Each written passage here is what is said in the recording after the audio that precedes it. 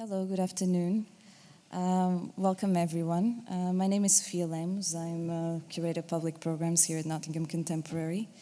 And it is my pleasure to welcome you to the Architectures of Education conference and introduce the second day of this two-day program of presentations, keynotes, workshops, and screenings, seeking to reflect on cultures and architectures of education today and speculate about futures that may lie on the horizons of knowledge production. This conference brings together some of the brightest thinkers and practitioners investigating cultures of education.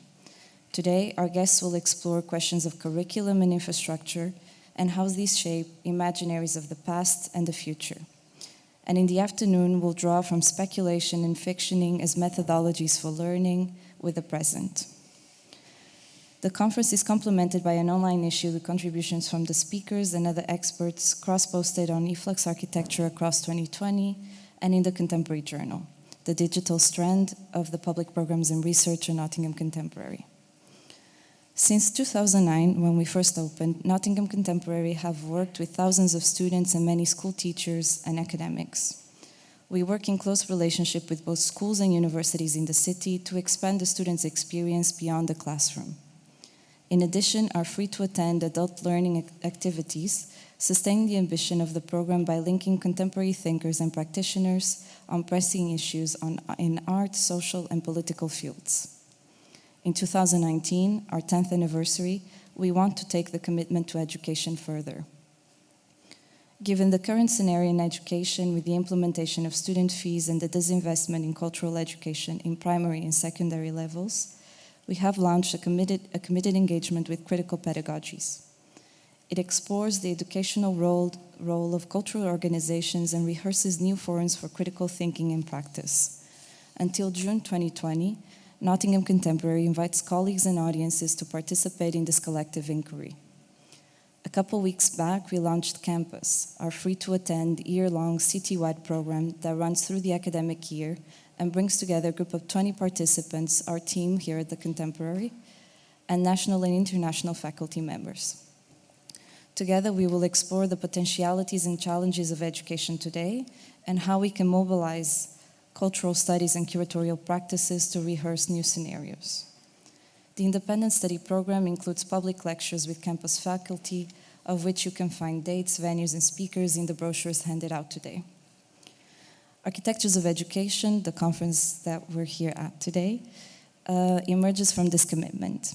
It is devised from conversations with colleagues at NTU and the University of Nottingham and co-curated in collaboration with eFlux Architecture, represented by Nicholas Hirsch and Nick Axel, and with the generous support and encouragement of Mary Von Johnson, Head of Department of Architecture and Landscape at Kingston University London, and Bill Velasquez, Director for Research in the School of Art and Architecture. Thank you. Today we'll begin with talks by Kehinde Andrews and Ola Uduku, moderated by Dimitra Pavlina and Nikita. Hello, everyone, and thank you for coming to our panel today. So the first presentation is going to be given by Kehinde Andrews, who is a professor of Black Studies at Birmingham City University. His research focuses on resistance to racism and grassroots organizations. His latest book, Back to Black, Retelling Black Radicalism for the 21st Century, was published in 2018. He also wrote Resisting Racism, Race, Inequality, and the Black Supplementary School Movement in 2013, and is editor of the Blackness in Britain book series with Z Books. Kehinde has written opinion pieces for outlets including The Guardian, Independent, Washington Post, and CNN. Kehinde is founder of the Harambee Organization of Black Unity and co-chair of the Black Studies Association. The second presentation is going to be given by Ola Uduku. Ola is a researcher professor in architecture at the Manchester School of Architecture. Prior to this, she was reader in architecture and Dean International for Africa at Edinburgh University. Her research specialisms are in the history of educational architecture in Africa and the contemporary issues related to social infrastructure provision for minority communities in cities in the West and South. She is currently engaged in developing postgraduate research and teaching links in architecture urbanism, heritage, and conservation between West African architecture schools and those in Northwest England. Currently, she's researching the architecture of humanitarian and development aid and tourism architecture in sub-Saharan Africa. I'm really, I guess, talking about the technical school design, particularly as it affects, I guess, large parts of Africa, although I am focusing mainly on West Africa, which is my expertise. But I think what's important is that when we talk about education, and particularly the architecture of education, there are similarities. So indeed, bits of what Kehinde has been talking about is absolutely critical as well in the way in which we see education, or the way education is delivered. So I try to start with, I'll do this. I'll start with my first slide, which is very much about how schools are seen all over the world. It's not the best of photographs, but in English-speaking or former colonial British West Africa, the lingua franca is still English. But also, the idea about the school comes straight down, indeed, from, I guess, the more, what would I call them, the more humanitarian educational establishment of the United Kingdom, mainly. So we have an education system which is still very predicated on Western, on British education, and the idea about the classroom remains rectangular square where children are educated. Interestingly, what you can't see above the white lintel there is speak English. This is in a rural school in Ghana. I absolutely love it because they're basically playing football, and they certainly weren't telling each other to pass the ball in English. But the idea about the education space, I think, is really well displayed by this. For them, the school compound is the playground. So this is out of school hours, but the school is still where these activities take place. I talk about it a lot more in some of my other writings.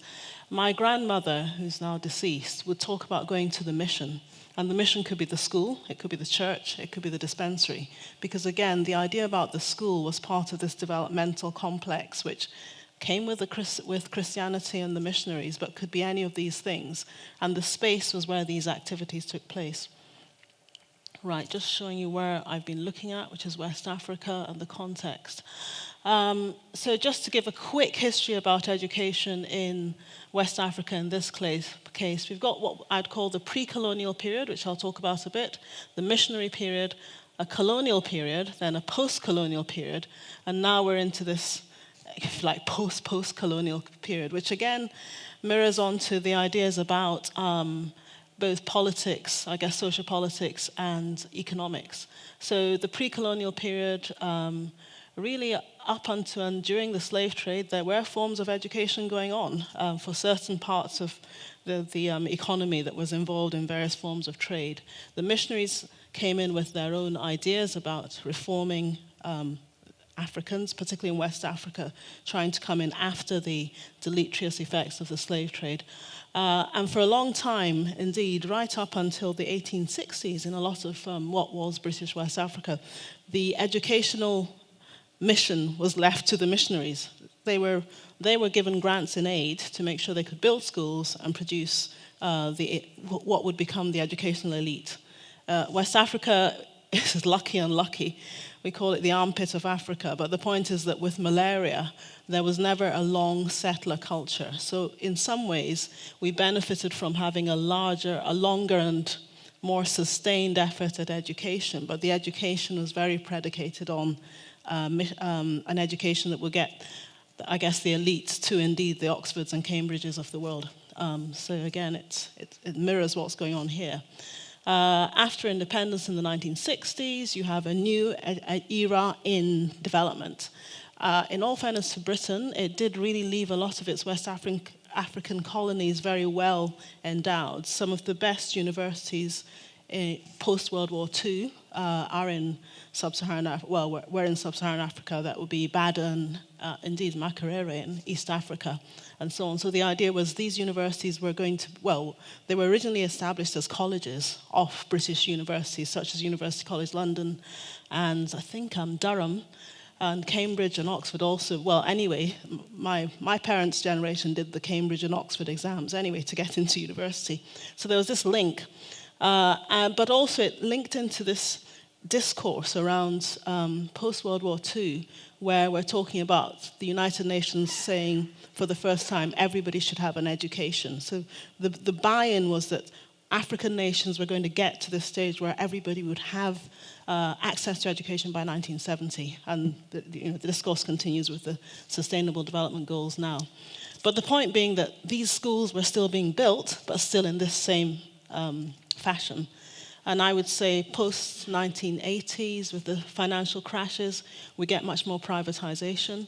The missions come back. In places like Nigeria, there's about a 50-50 relationship between missionary schools that are back as kind of elite Catholic colleges and so on, and privatized colleges. And so, if you like, the neoliberal economy has come back. So the idea about the nation state providing a national education for all has pretty much been forgotten. But just going on quickly, that I won't go into too much detail, but it just shows you again. I mean, in a way, this is an international map. That's the way UNESCO sees education. You've now got pre-primary, primary, junior secondary, senior secondary, and tertiary. And that's pretty much what is sold to the world, or most parts of the world. And we buy into it, which is fair enough, I guess. But I think these are some of the rhetorical questions we'll look at. But just to take you back a bit, so my part of West, I'm dual nationality, Nigerian and British. Eastern Nigeria, there was actually a full education system. This is southeastern Nigeria, and Sibidi is now known anthropologically to be its own kind of, it's more than a set of symbols. Basically, prior to, post the slave trade and so on, these symbols were used as a form of communication. And in terms of education, the settings were different. If you were going to be a woman, there was a whole thing about educating yourself before you got married. You had to get really fat, which was interesting. But there were a whole set of social mores which you were educated in a setting different from your house. So the idea that there was no education prior to the missions coming to Africa, again, is the kind of thing that I'm sure Kehinde in his Saturday schools would have learnt about, but it isn't really there. I mean, the idea still is very much that, we need to bring education to Africa. The reality is there were education systems, but they're much more culturally imbued. And interestingly, when you go to places like Cuba, you suddenly find that some of these religions have actually taken the education systems there. And you've got this time lag where sometimes you get a purer form of, I guess, issues like voodoo and so on in the New World than in the Africas of today. But again, going quickly through, so this is the kind of typical missionary education situation.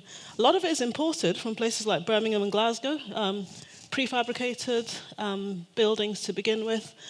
Depending on where it is, but the image is still almost of the schoolhouse. That's Lagos to the right is southeastern Nigeria, Calabar. I actually went there about, 30 years ago, and indeed the ironwork had come from Glasgow, which was spatial, interesting in terms of the ways in which the building was over 150 years old, so they were built to last.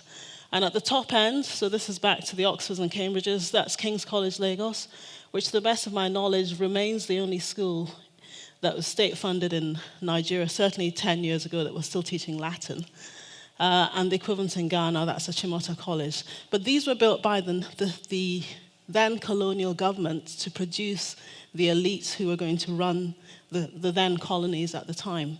But they remain these buildings of prestige, and that's to a large extent what really up until the privatization of education much later, most middle-class parents would be looking they'd be seeing to send their, normally sons, to these schools. There was a Queen's College, Lagos. Achimota is interesting because it was actually co-educational from day one. And you have the post-World War II, early 1960s at independence, architecturally really interesting. Fry and Drew, interestingly architecturally, because it's a male-female partnership, and there aren't that many female architects that make it to the headlines until we have Zaha Hadid now. But they worked as a partnership, and the colonial government had a major investment in producing schools for Ghana. The first and second National Development Plan on Education, which meant schools were either built or the old missionary colleges had new schools, new classrooms and things added to them. This is interesting because as at 1960, I think Ghana had almost more than 70% literacy, which was the highest in sub-Saharan Africa, and as high as Malaysia. Unfortunately, things began to unravel after that. Environmentally, the buildings, again, are modern. They respond to climate concerns. But I would say the education remains very much predicated on the ideas of the classroom system and so on in the UK. But, I mean, in a way, this is much more responsive to the right to climate in the tropics. But taking us to the present, so post-neoliberal, we have, I sort of say, and it is true, this was the most photographed image of sub-Saharan Africa the year it was built, which is 2016, Kunle Adeyemi's floating school. It's a political statement, which is very interesting. It's on what has now been taken over. It's a kind of lagoon area of Lagos State. This is a migrant community that the Lagos State government refused to acknowledge because they said they don't actually have any right to be in that part of Lagos because they don't have land rights. So Kunle Adeyemi built this floating school, which became viral. He was part of the OMA, an international architecture group from Delft. And in under, I think it was less than 9 months, the Lagos government took down the building because they said it was an illegal structure. But the point he was making was that these children were entitled to education. Whereas politically, of course, the government was saying, we don't know them because they don't exist and they're migrants. So same narrative about migration. To the right, interestingly, this is Malawi, and that's the college built by the former head there. So this is post-colony. This was his idea of an academy for, again, the elite in Malawi, Banda, Hastings Banda. And at the time, in fact, there was a Guardian article, I think more than 70% of the staff were imported from the United Kingdom. So again, it was the idea about creating an Oxbridge or, well, I guess an Etonian education for the elite in Malawi. I've not been able to find out what's happened to it over the last 8 years, but it was still going on as this elite school that you'd pay fees to. I think there was some idea that a few people would get a scholarship. But the reality for most of Africa is much more basic. Some of my research was to show that the basic things that a school can do are actually not necessarily education, again. In this case, it's, again, Ghana. And what was found to be most useful for children in terms of maternal and child's health, care, and development was school feeding programs. Nothing to do with whether they knew how to read, but the fact that because they all got to school at a certain time, the government could actually invest in the equivalent of our Sure Start in many ways. So there were kitchens added to particularly junior primary schools. And this happens across Africa, not just Ghana. It's now Ghana, Nigeria, and also South Africa. So this idea about the space that this development happens, which may not only be education in the classical form, is still very much with us. And in cases of very poor communities, this may well be the only nutritional meal that these children have. And again, we're not too far away from what happens in areas of the UK that are challenging. I think in Africa, it's a bit more serious. In South Africa, I found that basic drinking water, critical.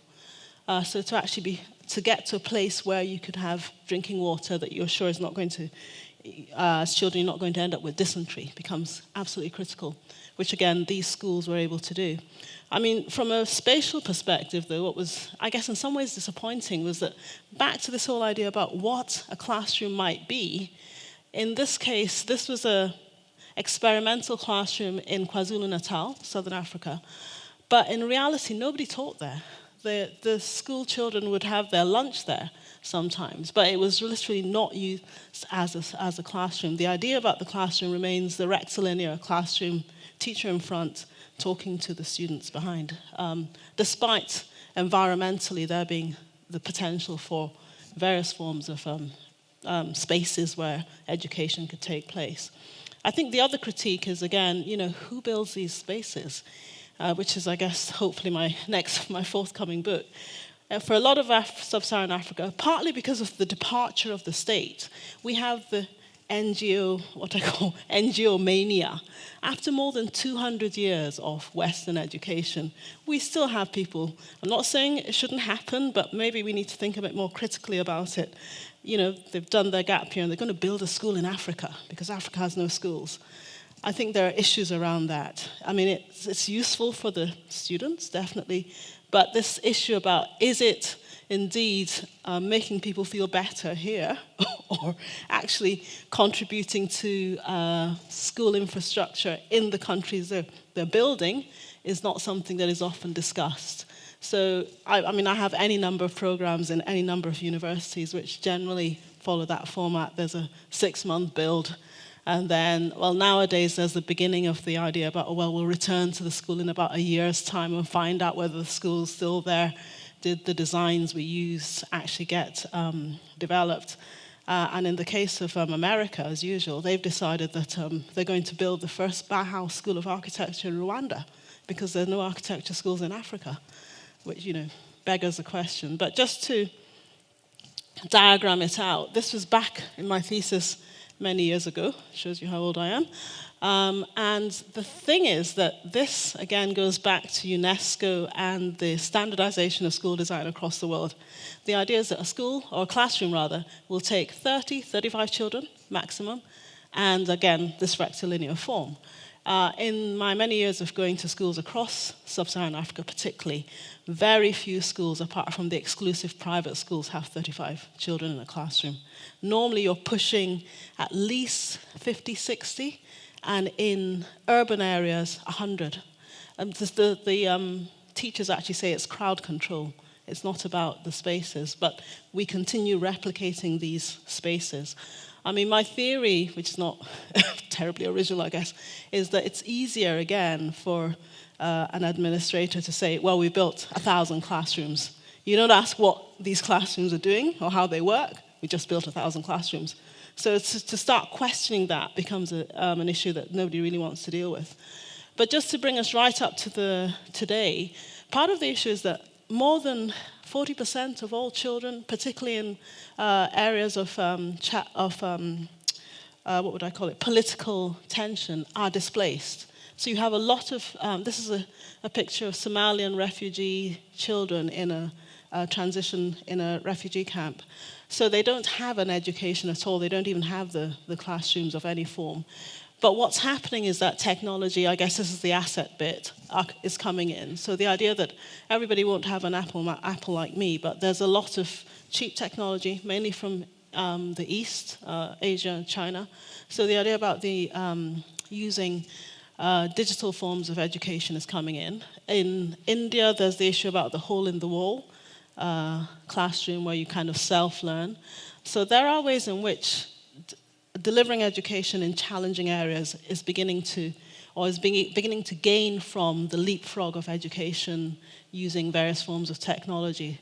The way I kind of look at it is that if you think about, what